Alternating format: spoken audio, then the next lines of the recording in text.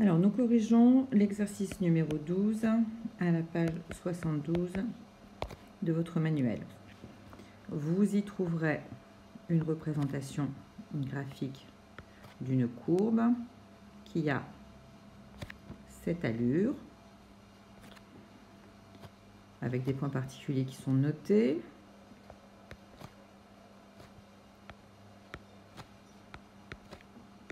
En abscisse, en ordonnée. Donc, je vous renvoie au dessin sur votre livre qui est beaucoup mieux fait. Alors, première question. On veut lire les valeurs de f de moins 1. Enfin, la valeur de f de moins 1 et la valeur de f de 2. Il s'agit donc de déterminer l'image de moins 1 et l'image de 2. Alors, pour déterminer l'image de moins 1, on va se mettre en abscisse à moins 1 et on va venir descendre sur la courbe et aller voir en face quelle est la valeur de l'image. Si vous regardez sur votre livre, ici vous êtes à moins 1.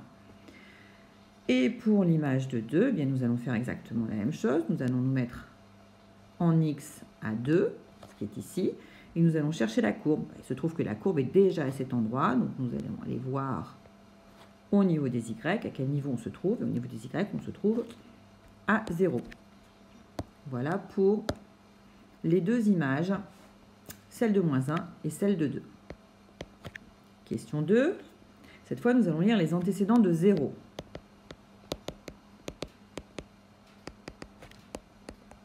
Alors, pour ce faire, petit conseil, eh bien, nous allons nous mettre à 0 au niveau des y. Nous allons tracer une droite. Alors, 0 au niveau des y, c'est ici.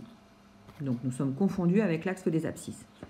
Et nous allons lister les endroits où cette droite verte va couper la courbe. Alors, je coupe la courbe. Eh bien, je coupe la courbe ici. Je coupe la courbe ici et je la coupe ici. Ces trois points rouges représentent en fait les antécédents de 0. Donc, comme antécédent de 0, eh bien, j'ai 0, 2 et 4. Passons à la question 3. On nous demande d'indiquer l'intervalle où la fonction est décroissante. Alors, fonction décroissante, nous allons regarder là où la fonction descend. Alors, elle descend de ce point-là à ce point-ci. Donc, sur toute cette zone, la fonction est décroissante. Pour délimiter cette zone, eh bien, on peut se dire que on prend ce tronçon et regardez, au niveau des abscisses, entre quel point et quel point on se déplace. Eh bien, on se déplace entre 1 et 3. Un intervalle se note entre crochets. Question 4. Complétez le tableau de variation. Alors, un tableau de variation se construit toujours de la même façon. Sur une première ligne, on mettra les abscisses, les images, avec l'intervalle sur lequel la fonction est étudiée. Donc, l'intervalle sur lequel la fonction est étudiée est bien de moins 1, ici, jusque 4. Sur la deuxième ligne, on mettra les images correspondantes.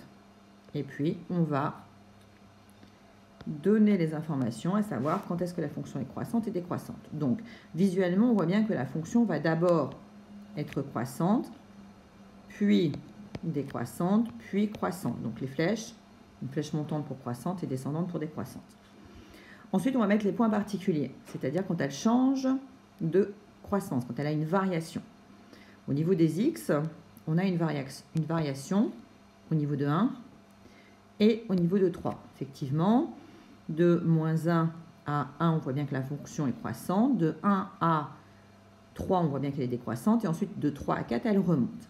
Et on va mettre les images correspondantes. Donc, l'image correspondante, on en a calculé quelques-unes. Par exemple, pour l'image de moins 1, eh bien, on sait qu'on est à moins 1. Pour l'image de 1, eh bien, on va se mettre en x égale à 1, c'est-à-dire ici. Et on va aller chercher la courbe et regarder en face. Et si on regarde bien en face, l'image de 1, c'est 3. L'image de 3, pareil, on va se mettre en abscisse à 3. On va aller chercher la courbe. On va aller lire la valeur en ordonnée. Donc sur votre graphique, vous voyez que vous descendez jusqu'à moins 2. Et enfin pour 4, bien pour 4, la fonction revient au niveau des ordonnées à 0. Vous avez ainsi construit votre tableau de variation.